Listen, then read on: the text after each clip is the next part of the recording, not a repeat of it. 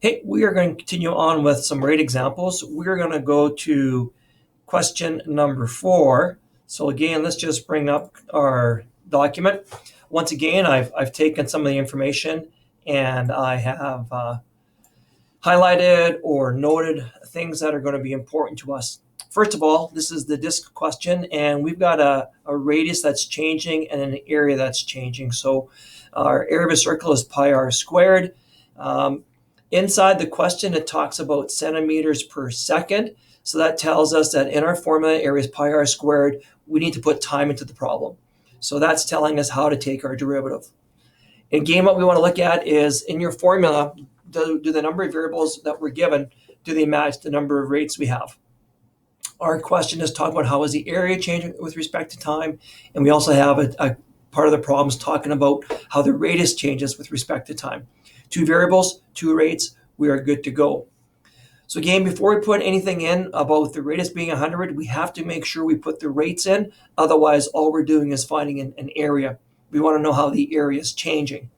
So derivative area is dA dt. Pi is a constant. We get to just leave it as it is. Derivative of r squared is 2r. So again, simplifying, it's 2 pi r. Because we took the radius with respect to time this time, it also turns into a rate. Unlike the first example when it was radius with respect to radius.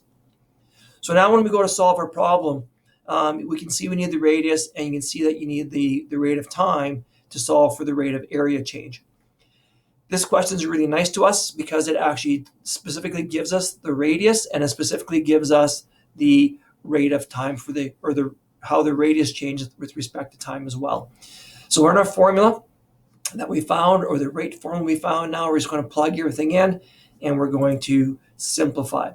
The fact that our radius is decreasing because things are cooling indicates that our area should be decreasing as well.